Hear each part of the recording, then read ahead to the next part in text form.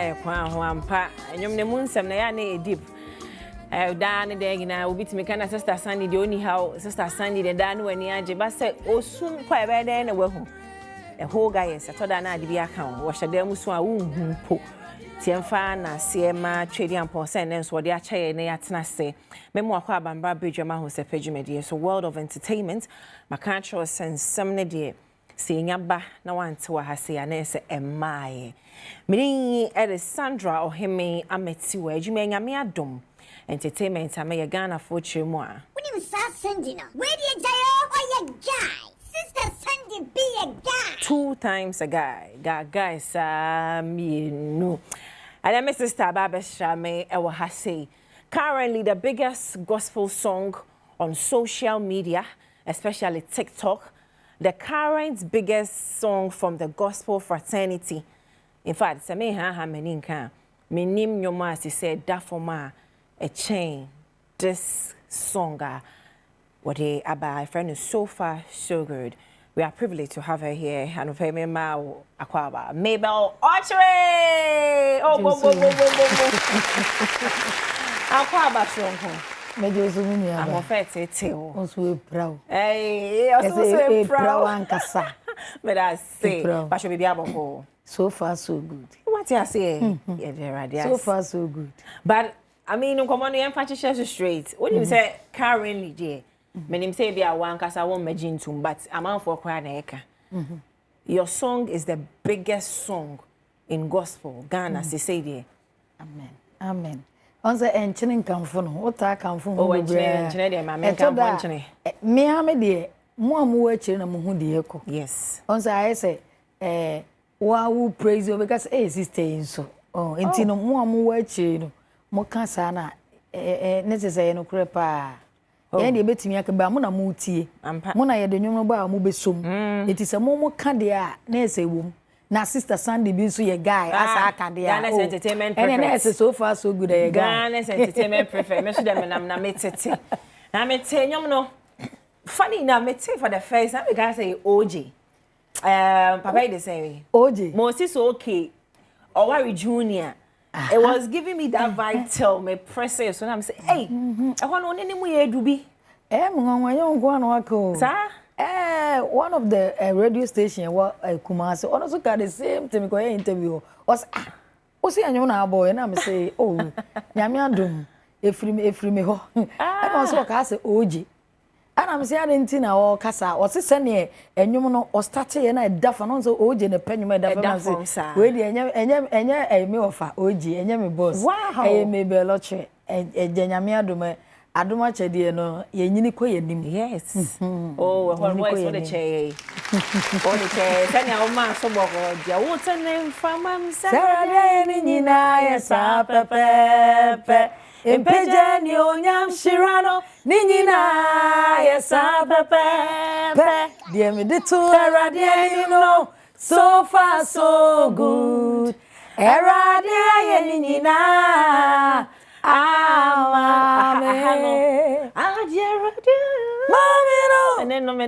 beyond understanding. Hey. And I say, I can never explain it. Hey, so far so good. So far so good. What is say what is say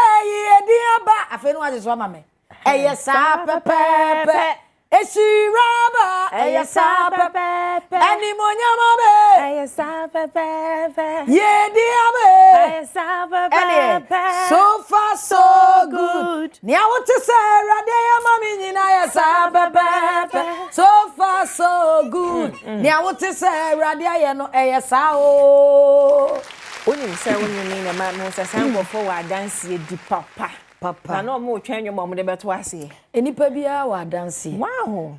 Enye se wanya ka enkwanes na ekyerese wa dance ana waware wasifie bi watu kwan bi da bi enkwa kora nyame de ache wo no eya dance die kese. Yes. Samre ya sorry ya babetin obi an sorry. Yes, obi so ya gina to hospital. Obi so ya be mu ayedin. Enti se wote ase a eye so far so good. I thought I anan ko 4p feel say blessing the auditor and you fee be or pekabi.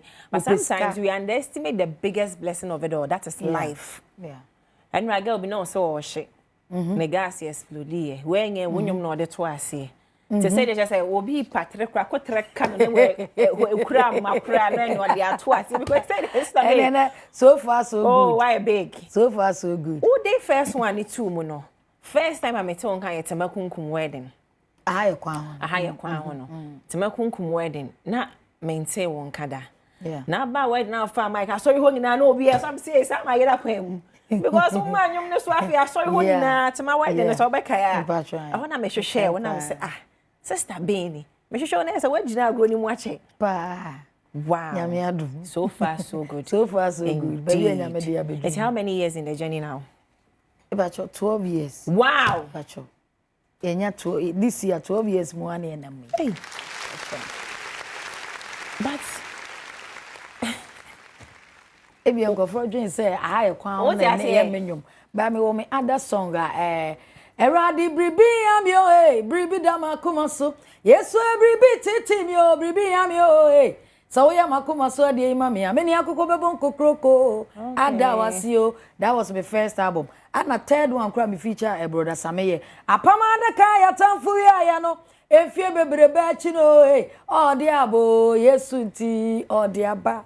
Oh diaba Yesu nti oh diabo. Eti Mabel Okyere enye ene. Okay, I'm glad to work but we are say the abrabo na esa na tie. Adik baku pe bi onyam befa so ama obi ahu.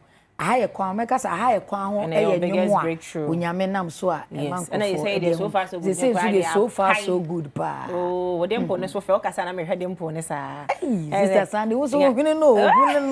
O ba ya ma kire ne ma bi. Sandy be a guy. Wow. Yeah, oh, so far so we are happy say what's in kwema o benefit from fruit. Yeah. Why are there? Oh, now because what feature me you have my brother Sammy. Brother Sammy and Estopoku Junior so me feature na aseda. Me fama aseda nka me wo me feature brother Sammy and Estopoku Junior. Okay, o mo me pe na my feature. Na so far so good. Me sure say nko for approach you say on person o mo ye remix because I nyum na bulo sa when nyum na bulo ya na obi e pa.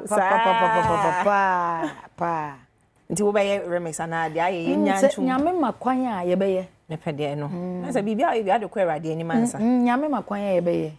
Wow. And enye bad say be ye remix. Sa ho.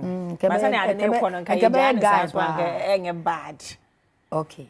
Remix the offer SNE bi na Nigeria ni bi na ne akọ international de rom borders ne de online. Okay. Matias. But on your fan kwa Awurade ani msa ne okay. Sa pepepe. Abusu ani Mabel Okyere and na who free him Odin Okyere no I think they create name. Me patcho de Okyere na ye de ne asante de ne bia. Me free Mampon Suta Tunsu. Eh ya question sia krum. Mampon Suta Tunsu. Nice. Na he na wo base. Me patcho ye adwuma ne de say na ye say Kumase sa wo Accra. Oh nice. Ye both adwuma na nye faculty. So we person book you and find in location. I know book in the amame. Maybe Okyere and church nko and me sure say sure what say so a woman for 12 good years. Now for some funny reasons I don't know say why unima people know your songs more than the brand behind the songs. Anya wonwa. Na die ntina e ba ne saa. Omunim nyom no na nipa o because bi an say so far so good no mo dey ma obi for free. I know munim onyom saying nipa boy na me producer say what nyom no. But no nipa boy. The mechanic say on the first pa ni say na social media en sheda nye gospel for ni en sheda nye active e o social media. Yes. But enei e na yaba be hu say social media no e boa pa. E dey obi ba social media o active pa dey obi hu Mabel Okyere TikTok baby everywhere. Yeah. Oh, say there. Say there pad because o new one na say wo no so. Because me 24/7.